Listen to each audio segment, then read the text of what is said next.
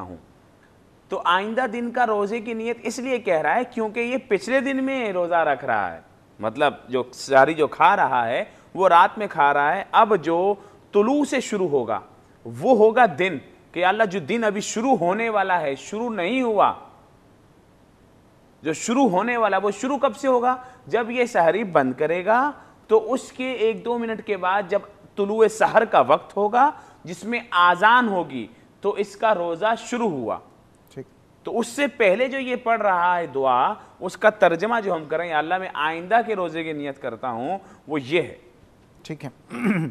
مفتی صاحب, آپ نے فرمایا کہ رسول اللہ صلی اللہ علیہ وسلم کی امت کے لیے سحری خاص ہے, تو میں جاننا چاہوں گا کہ سرکار دو عالم صلی اللہ علیہ وسلم جب سحری کیا کرتے تھے تو آپ کیا کیا نوش فرمایا کرتے تھے اور کیا طریقہ ہوا کرتا تھا آپ کا؟ تھوڑا سا اس زندگی کے حوالے سے بھی بیان فرمائیے.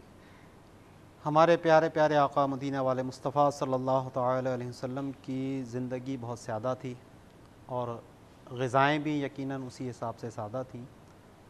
تو اس کے لیے کوئی خصوصی غذا تو ایسی روایتوں میں منقول نہیں ہے کہ جو آپ علیہ الصلوۃ والسلام خصوصیت کے ساتھ وہ کھایا کرتے.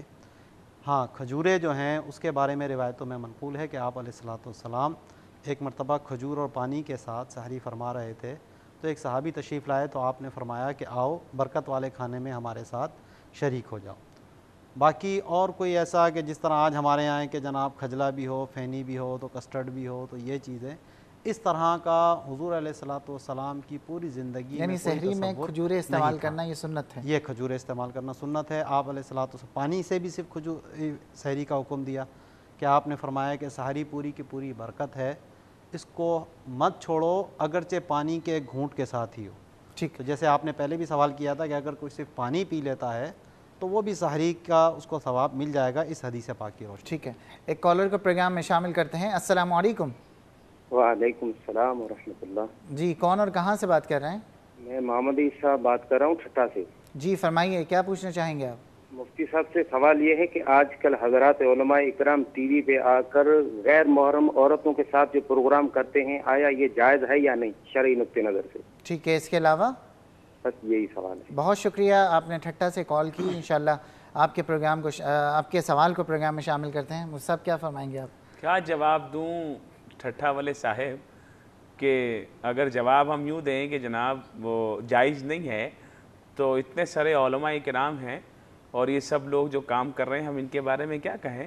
ویسے شرعی سوال کا شرعی جواب تو یہ ہے کہ سوال جواب کے پروگرام میں چاہے عورت سوال پوچھے یا مرد سوال پوچھے, اس کے سوال کا جواب دینا تو جائز ہے. ہاں, یوں ہونا چاہیے کہ جو عورتیں بے پردہ ہوں, ٹھیک ہے, تو ان کے ساتھ نہ بیٹھنا مناسب ہے. ٹھیک ہے, ہم یہ نہیں کہیں گے کہ جناب یہ کوئی گناہ کا کام ہے یا ناجائز کام ہے, یہ نامناسب ہم اسے کہہ سکتے ہیں. اور اگر کوئی عالم صاحب بیٹھتے ہیں یا پروگرام میں سوالات کے جوابات دیتے ہیں تو اس میں بھی کوئی مذائقہ نہیں ہونا چاہیے. ٹھیک ہے, ایک مزید کالر ہمارے ساتھ لائن پہ موجود ہیں. السلام علیکم. وعلیکم السلام ورحمۃ اللہ. جی فرمائیے, کون اور کہاں سے بات کر رہے ہیں؟ جی عطاء اللہ بات کر رہا ہوں بھائی, گلستان جوہر سے. جی فرمائیے. جی میرے مفتی صاحب سے 2-3 سوال ہیں بھائی. ایک تو یہ کہ ایسا شخص جو روزہ نہیں رکھ سکتا, اکثر فور ایور ڈاکٹر اس کو منع کر دیں اور اس کے پاس پیسے دینے کی بھی طاقت نہیں ہے, فدیہ, ٹھیک ہے, تو غریب ہے, اس کے متعلق کیا حکم ہے؟ ٹھیک. دوسرا میں نے یہ پوچھنا ہے, پردے کے متعلق آپ گفتگو کر رہے تھے, مجھے کلیئر یہ بتائیں کہ اسلام میں عورت کو منع کیا گیا ہے کہ وہ بے حجاب نہ گھومے, تو حجاب کی حد کیا چہرے پر بھی لاگو ہوتی ہے؟ اگر ہوتی ہے تو اس کے متعلق قرآن یا حدیث سے واضح رہنمائی فرمائیں. اس لیے کہ بعض علماء کرام بولتے ہیں کہ وہ جو آیات ہیں وہ خاص ازواج کے متعلق ہیں قرآن میں جو آئی ہیں, اور کلیئر کٹ جو ہے چہرہ ڈھانپنے کا حکم کہیں نہیں ملتا. ہاں, جسم اور اپنی زیبائش کیا بولتے ہیں میک اپ وغیرہ دکھانے سے منع کیا ہے. اس کے متعلق ایک دوسرا رہنمائی کر دیں. تیسرا میں نے آپ سے یہ کہنا تھا کہ جو برما میں مسلمان شہید ہوئے ہیں, آپ یہ دیکھیں میڈیا نے ایک وہ مرا ہے کوئی اداکار انڈیا کا, اس کو 4 دن تک اس کی لاش اور اس کے گانے دکھاتے رہے. 20,000 مسلمان مر گئے ہیں. مجھے لگتا ہے میڈیا بھی ہمارا مر گیا ان کے ساتھ. اور انہوں نے کوئی جواب نہیں دیا. اور اس سلسلے میں ہم تو کبھی کبھار خیر کافروں کے مقابلے میں کبھی لیٹتے ہیں بیٹھتے ہیں کھڑے بھی ہو جاتے ہیں, لیکن ہمارا جو بڑا بھائی بیٹھا ہوا ہے مڈل ایسٹ میں, کیا اس کو بھی یہ غیرت نہیں آئی کہ ایک دفعہ ہی کہیں احتجاج بلند کر دے؟ اسلام کا لیڈر اور ہیرو بنا ہوا ہے, میری مداد سعودیہ ہے, تو برائے کرم اس سلسلے میں روشنی ڈالیے. بہت شکریہ کال کرنے کا. مصطب گلستان جوہر سے ایک اور کالر ہمارے ساتھ موجود ہیں. السلام علیکم. ہیلو السلام علیکم. وعلیکم السلام. جی فرمائیے, کون اور کہاں سے بات کر رہے ہیں؟ میں جی قاسم اشتیاق بات کر رہا ہوں لاہور سے. جی فرمائیے قاسم صاحب. مجھے آپ سے یہ معلوم کرنا ہے بھائی صاحب کہ سحری کے بعد کھانا کھا لینا اور نماز فجر پڑھنا, اس کے بعد کوئی سنت عوامل کوئی ہیں کوئی جو آپ وسلم نے کیا ہو؟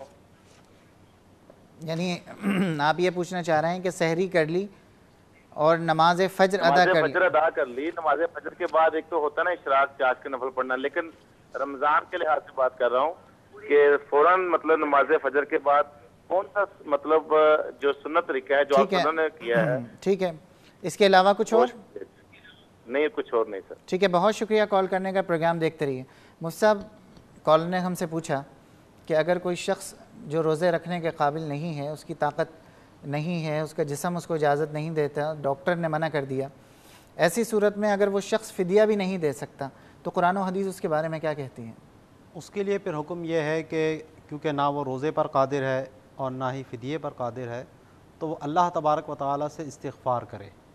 تو اس کا یہ استغفار کرنا ہی جو ہے وہ اس کے قائم مقام ہو جائے گا, کیونکہ ہر شخص زبان تو ہلا سکتا ہے, اللہ کا ذکر تو کر سکتا ہے, تو یہ ذکر کرنا, اللہ سے گناہوں کی معافی چاہنا, استغفار کرنا, یہ اس کے فدیے کے قائم مقام ہو جائے گا. ٹھیک ہے. مصطب کالر نے پوچھا کہ خواتین جو ہے وہ کتنا پردہ کریں, اس لیے کہ جو قرآن مجید کی آیہ مبارکہ ہے اس کے لیے اکثر و بیشتر ہم دیکھتے ہیں کہ میڈیا کے اوپر بھی اور بہت سے جو نام نہاد اسکالرس ہیں وہ کہتے ہیں کہ یہ پردہ فقط ازواج مطہرات کے لیے تھا, یہ عام مسلمان عورت کے لیے نہیں ہے. تو کیا عورت جو ہے اپنا چہرہ ڈھانپے نہ ڈھانپے, کتنا, اور اگر ڈھانپنا ہے تو کتنا ڈھانپنا ہے؟ ڈاکٹر صاحب قرآن مجید فرقان حمید میں بھی یہ مسلمان عورتوں کا تذکرہ ہے, مسلمان بیبیاں لکھا ہے. یا ایھا النبی قل لازواجک و بناتک. نہیں, اس کے علاوہ دوسری آیت کون سی ہے جس میں ارشاد فرمایا مسلمان بیبیوں کا؟ ایک آیت تو یہ ہے جس میں نبی پاک صلی اللہ علیہ وسلم کے ازواج ہیں, اور دوسری میں مطلق تمام مسلمان عورتیں ہیں. ٹھیک ہے, اس لیے یہ بات, اور میڈیا جو اچھال رہا ہے وہ اس آیت کو لے کر آتا ہے. میڈیا میں وہ لوگ خاص جو یہ نقطہ نظر رکھتے ہیں کہ کسی طریقے سے مسلمان عورتوں کا پردہ اتر جائے. ٹھیک ہے, وہ جو بےغیرتی کی مثال مغرب میں قائم ہے وہ پاکستان اور اسلامی ممالک میں بھی بن جائے, وہ اس آیت کو یہاں لا کر یہ ثابت کرنے کی کوشش کرتے ہیں کہ نبی پاک صلی اللہ علیہ وسلم کی بیویوں کو پردے کی ضرورت تھی معاذ اللہ. ٹھیک ہے, اور عام مسلمان عورتوں کو پردے کی کوئی ضرورت نہیں ہے, حالانکہ وہ بیویاں تو تمام مومنین کی مائیں ہیں. ٹھیک ہے, وہ تو آئیڈیل ہیں تمام مسلمان عورتوں کے لیے. تو جیسا ان کا وہ تھا رہن سہن اور پردہ, وہ تو تمام مسلمان عورتوں کے لیے ضروری ہے. اور زینت نہ دکھانا اور اپنے اوپر جو ہے وہ پردے اس حوالے سے کل آپ نے ایک حدیث مبارک جو حضرت علی اور حضرت فاطمہ الزہرا کے حوالے سے کہ سرکار نے خواتین کے لیے, تو وہ حدیث میں چاہوں گا کہ آپ دوبارہ سے اس پردے کے حوالے سے سنا دیجئے. ناظرین, پروگرام میں وقت ہوا ہے ایک مختصر سے بریک کا. انشاءاللہ العزیز ہم بہت جلد واپس آ رہے ہیں, ہمارا انتظار کیجیے گا.